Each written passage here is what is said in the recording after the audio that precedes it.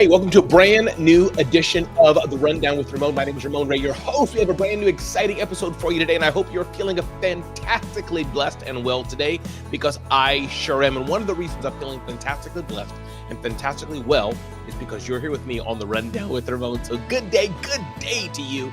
I hope your day is going well. And you know what? If your day's not going well today, if today's not so much of a great day for you, well, I'm glad you're still spending time with me today, and maybe I can be a part of your day to help you feel just a little bit better, because you know all we do is one thing and one thing alone here on The Rundown with Ramon, and that's to help you live your best life. I help you start or grow your business. So choo-choo! That was quite corny. Welcome aboard and glad you're here on The Rundown with Ramon. We got a lot in store for you today. Deborah Williams, great day to you. Great day 2 times. I'll take that, Deborah Williams. That's exactly right. Great day to you, Deborah Williams. We're going to talk about how entrepreneurs can harness the power of stoicism to build resilience and thrive in the business room. Our friends at Harvard Business Review talk about embracing business practices that actually improve the world. There's a small little, what Forbes calls, or Fast Company rather, life-changing gadget. We're going to touch on that, and it's nothing to do about AI, but our friends at Inc. talk about AI gets to work, how 7 startups are deploying AI right now. Friends at Brains talk about our flagship topic of the day, why LinkedIn marketing, and 5 mistakes not to make. We always talking about the power of automation. Well, we're going to talk about 5 benefits of automation in your business, and guess what? 20 business leaders share the key to finding joy in business ownership.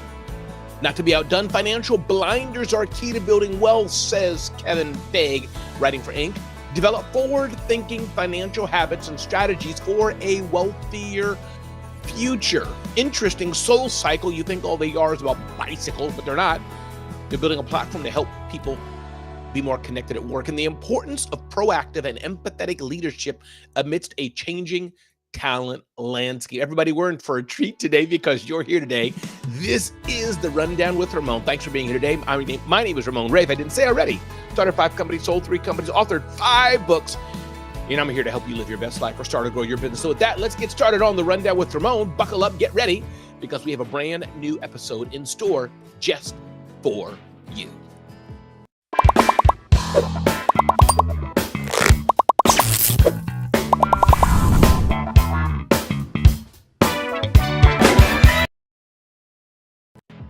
All right. So let's get right with it. A brand new episode of The Rundown with Ramon. And up first, ding, ding, ding, ding, ding, ding, ding, ding, ding. We're going to talk about how entrepreneurs can harness the power of stoicism to build resilience and thrive in the business world. This aspect of stoicism, it's a word that's been bantered about quite a bit, writes Chris Kyle.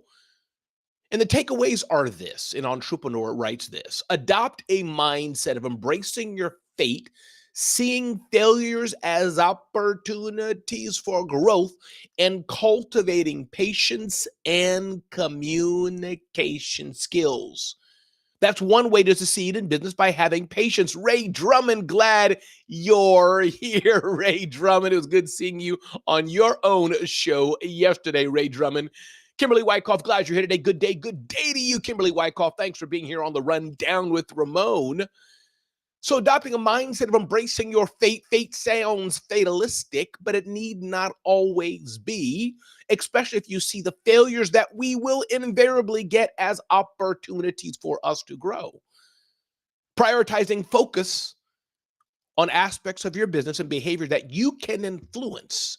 What are the things I can do in my business that I can influence and change and do better, rather than being consumed by external forces that have nothing to do with me and in fact are way beyond my control? And I ask you this: what are you doing to engage in daily reflection, to evaluate decisions, outcomes, and personal development? This is a daily step by step journey. It doesn't happen just by accident. It takes intention, Ray. It takes intention, Kimberly. It takes intention, Deborah Williams. But these are some ways we can practice more stoicism in business to embrace what's going to happen to us, not resisting it or pushing it away. Embrace it. The customer says they don't want to buy from you. Well, maybe that's for the best. And then going back to focusing on what we control, sometimes we want to focus on everything else that we can't control. I can't change a new hire. I can coach them and help them and advise them, but I can't change a new hire. But one thing I can do is fire them. I can give them the opportunity to change, but I can't change them. And practicing mindful reflection, sometimes we get up in our day, we go to bed at night, and we don't reflect. We don't think about the day that just passed. We don't give enough time, Dylan Arnold, to think about the day that is upcoming. And this is important. Good day to you, Dylan Arnold. Do you think about the day ahead? Ray, do you think about the day that passed? Kimberly, do you think about what's happening? Do you give quiet time to reflect? If we want to be the successful entrepreneurs that we're going to be, then we have to focus and build in resilience, build in mental fortitude. And as our friends at Entrepreneurs say, part of this is called stoicism. What are some business practices we can do that make the world a better place, that improve the world, says our friends at Harvard Business Review, HBR, and some things that I would say, in fact, in this are, as business owners now, not just in our personal lives, but as business owners. One, can we give back to help the local communities that we're in? Number two, can we hire employees? Number three, can we carve out something maybe to make space for those who are overlooked normally and give them an opportunity? Can we be better leaders by modeling what is good leadership? Can we focus on being more sustainable in our business and thinking of ways that we cannot just not waste in our personal capacity, but maybe ways that we cannot waste in business as well? Recycling and all these things are not political statements. These are real things. So what can we do as business owners, whether your business is a $300,000, $500,000 business or a $5 million enterprise, to make a difference in this world? And we all have the opportunity to do that if we seek to take it. Ding, ding, ding, ding, ding, ding, ding, ding. The Life-Changing Magic of a Gadget That Just Works, written by Harry McCracken. Look at this picture here on the screen. Sometimes there's things we have that just work, and Harry was very bullish about this little gadget. And you know what it is? It's the simple aspect, Dylan, of a label printer. There's no Wi-Fi. There's no Bluetooth. There's no connectivity. There's no fanciness to it. The writer says there's just one thing it does, and one thing alone. You turn the device on. You type the label text on the little keyboard. You push the print button twice and press a spring-loaded lever to chop off your freshly printed label. Sometimes in life, we don't need things that are more complicated. Sometimes in life, we don't need things that are AI-powered, Bluetooth-powered, database-powered, online internet. We don't need things, and sometimes the simplest things in life operate just that much better and has one functionality. So I got this article initially to talk about, hey, that simple thing, a Brother label printer. Yes, check out Label Printers. And I think this one is from Brother, I believe. Yes, a Brother label printer if you need a simple device that just works. But more importantly, my challenge to all of us, is it not just the simple things that work? We don't have to always be so complicated. We can do just simple things that make a difference day by day. Sometimes we try to be overly complicated with life and overly complicated with the things we're doing. And guess what? We don't have to do that. Sometimes the simplicity is all that matters. Listen.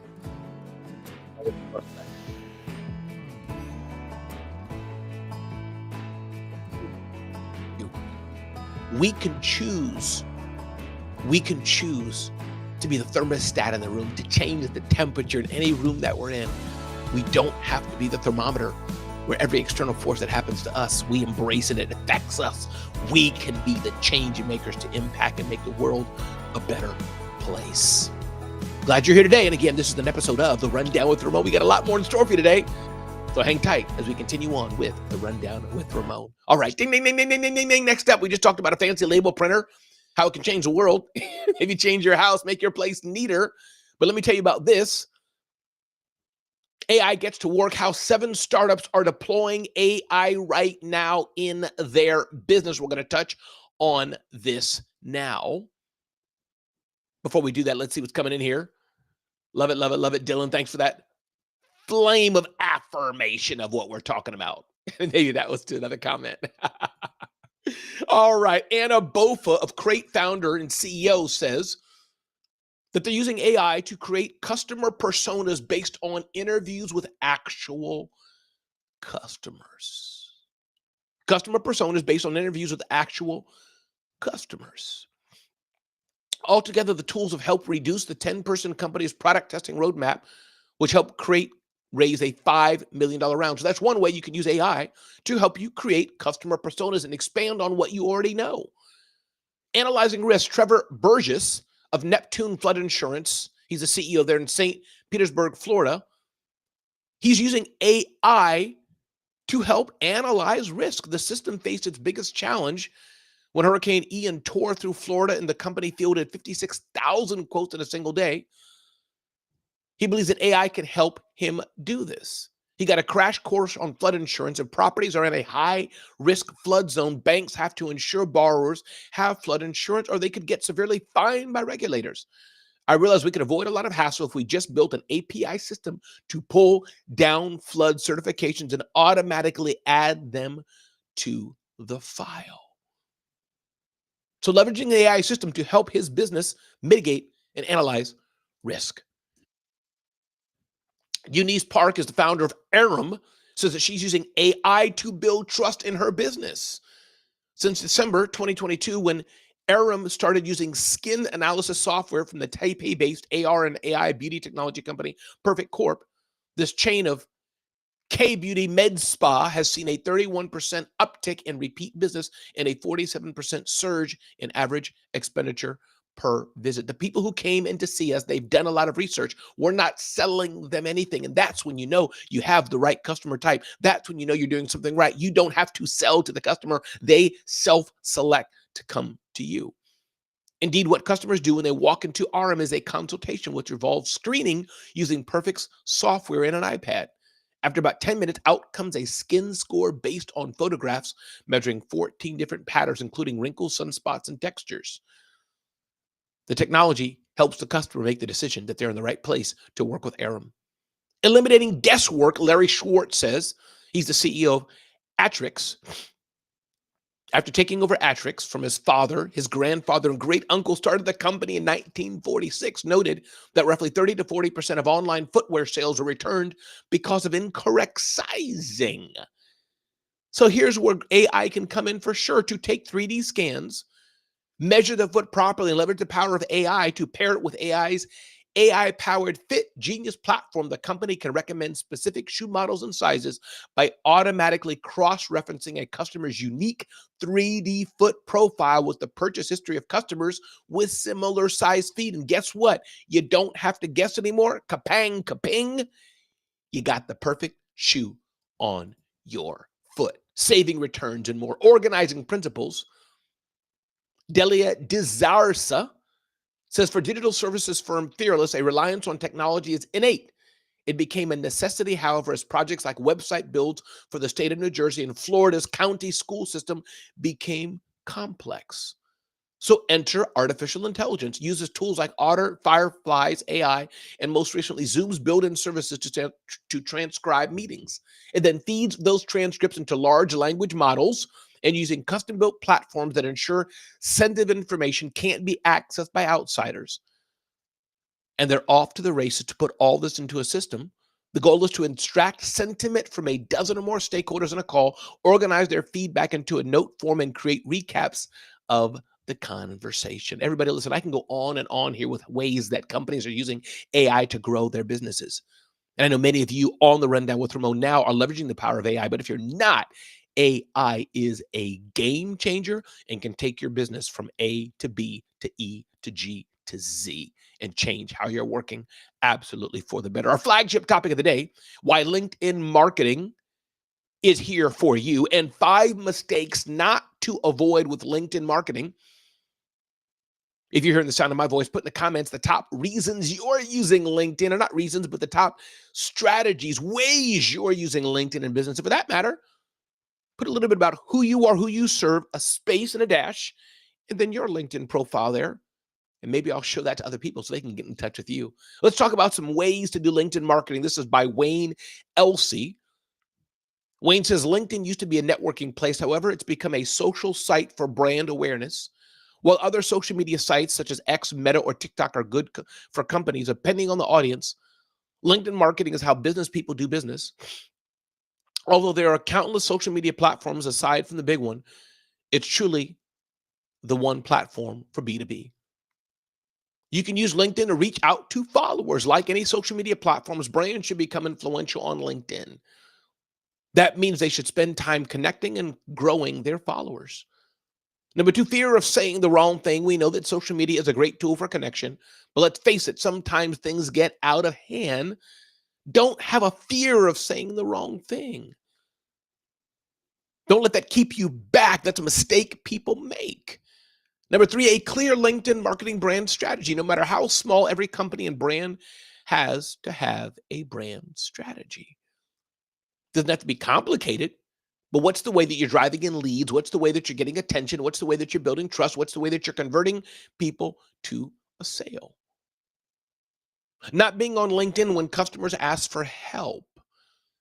When customers are there, when they're posting, when they're DMing, are you there when they need you and when they're asking for help? Are you remaining consistent with the marketing brand voice? Do people know it's you? People know it's me because they hear my iconic, hopefully, ding, ding, ding, ding, ding, ding, ding, ding. Alexandria Nicole, welcome to the show. Glad you're here today. Good day to you. So this is important to understand. LinkedIn is not the problem. The problem is you, my friends. LinkedIn is powerful. And definitely it works. So remain consistent with a marketing brand voice. Are you there for your customers when they need something? And not even when they're tagging you, but maybe you're seeing your customers posting something. Are you there to respond? Do you have a clear LinkedIn marketing brand strategy?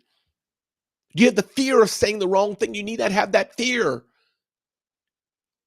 You may say something wrong, but I think you're smart enough to not have it be a fatal error. And don't forget to reach out to your followers. Again, my name is Ramon Ray. This is the Rundown with Ramon. If you just joined, all we do is one thing and one thing alone, help you live your best life or start to grow your business. And I'm glad you're here today on the Rundown with Ramon. Hope you're enjoying this episode as we move forward on today's episode. Ding, ding, ding, ding, ding, ding, ding. Talking about the power of automation. 5 benefits of automation in business. It's a beautiful thing to be able to create content, serve a customer, make a sale, hire an employee, fire an employee, have somebody order a product, and a lot of it is automated so you can focus on doing other things in your business to grow your business and get more out of your day. Christina Maria in allbusiness.com talks about 5 benefits of automation in business. Business automation helps productivity skyrocket, and the more you're productive, the better your business will be, the better you can serve your customers, the better your team can focus on the need of your customers. Business automation facilitates scheduling. The better you can automate things, the better your day can be day to day. You don't have to spend day mindlessly going around and wondering what to do and staring at Excel spreadsheets, but you can automate your calendaring. Tools like Calendly enable you to say, hey, I'm going to block out Fridays. You can't make a schedule there. Or have people vote on the best way for them. Automation offers flexibility and attention to detail. One of the advantages your larger competitors have is their flexibility and ability to accommodate a wide variety of customers fast.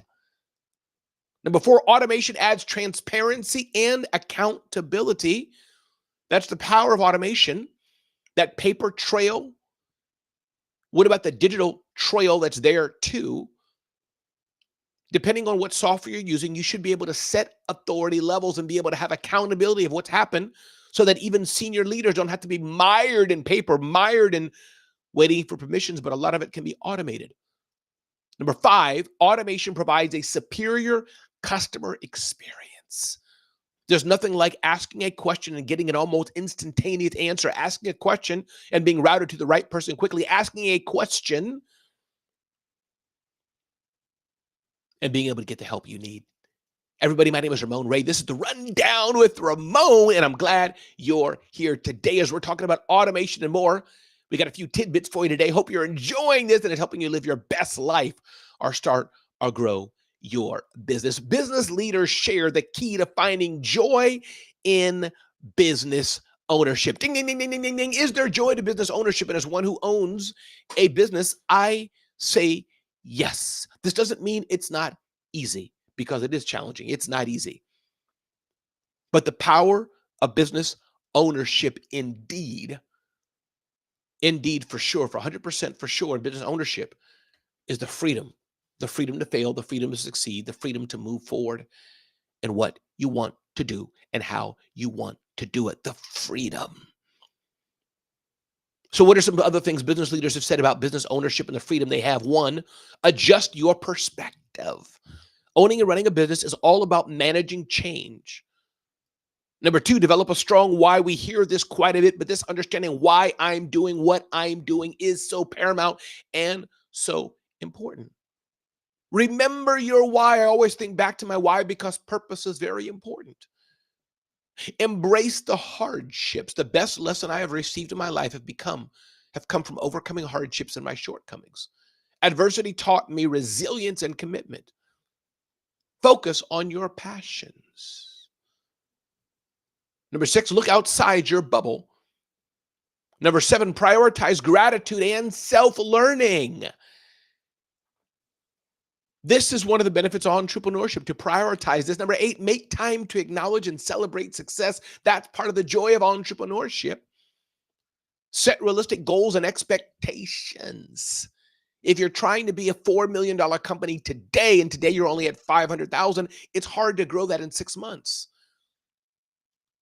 Take it day by day, one step at a time. Reframe change as a chance to innovate and improve. Things are going to change. Things are going to move. Things are going to be different. Things are going to be out of your control, but can you adapt? What about setting change as part of the entrepreneurial journey? And can you cultivate a growth mindset? What about focusing on the journey at hand, and staying in the present, writes Vinay. It's important to stay in the present, believe in your venture, and back your instincts. If you follow your dream with passion and determination and never give up, you will survive the most testing of times. Reconnecting with your mission and purpose. Why are you doing what you're doing? What's the mission? What's the purpose? What's the impact you want to make? Do you have the insatiable ability to remain optimistic in the face of when others may be down? Writes Michael Sherman. Are you avoid isolating yourself? This is why I go to events. This is why I'm in masterminds. This is why I'm with other people. Avoid isolating yourself and use your success as motivation. And lastly, but not least, writes Sujaj Judav, remember the bigger picture. It's not just a rundown with Ramon. No, I'm making an impact. I'm building something. Alexandra Nicole writes, I love what I do, but it does indeed embody its own challenges. Absolutely, Alexandra Nicole, and we love every minute of it. Welcome to everybody to the Rundown with Ramon. As we continue on to the show, talking about financial blinders are the key to building wealth, the importance of developing forward-thinking financial habits and strategies for a wealthier future. Do you have, in fact, a plan? Do you have a financial plan? Are you able to block out the noise that may or may not be around you and advance forward? Do you have an accountability partner that can help you advance, that can help you get more, that can help you reach more, that can help you get to bigger places that you want to get to? An accountability partner. If you want to build wealth, if you want to build true generational wealth, having an accountability partner, whether it's probably not your CPA or an accountant, they're more of a transactional partner that you pay, but yeah, actually they could help, but a financial planner is where I was going. There's no shortage of financial news that can distract you. And do you have a financial plan for success? Wealth building does not come by accident. It takes a plan. It takes oftentimes some strategy. It takes some well thought out what we're doing. Ding, ding, ding, ding, ding, ding, ding. Soul Cycle. Interesting aspect of what Soul Cycle is working on. They're launching a platform to improve your work relationships. We don't know our colleagues anymore. Love what they're doing. You think Soul Cycle is just about riding bicycle stationery, but no, they're doing more than that, helping you build relationships. And last but not least, the importance of proactive and empathetic leadership amidst a changing talent landscape. This is important. No matter if we're leading a small team or we're leading a large team, whatever type of people that we're leading, whatever size company that we're leading, today's leaders must be leaders who can understand how to make the world a better place. That proactive leadership is so important. Empathy is so important. Putting my mind in somebody else's journey as best I can. This is so important. Thank you so much for that, Ray Drummond. Glad I could be of service in your world, and Glenn as well. We can do better, everybody. We can do our part to make the world a better place. If you've enjoyed this episode, I encourage you to go to zoneofgenius.com. Get more insight like this. Definitely encourage you to ask yourself what you really want to do in business and in life. What do you want to do? I encourage you to ask yourself, why do you want to be in business even? Why is business ownership? Why is entrepreneurship for you? Maybe it's not for you, but why is it for you? Why do you want to do it? Ask yourself that question. And I always like to challenge people and ask people this, understanding this is not Shark Tank. There's no commercial break in your business. There's no 5 sharks smiling in front of you and you get a do-over. No, it's not like that. And are you hungry enough to be where you need to be? Or do you have a fire in you? Is your pricing at a premium so you can pay yourself and really make a difference in the world around you? Everybody, my name is Ramon Ray.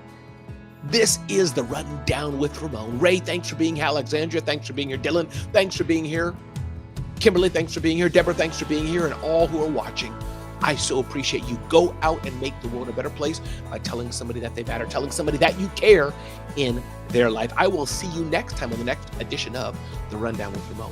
Until then, be blessed and have an amazing, amazing day. Thank you.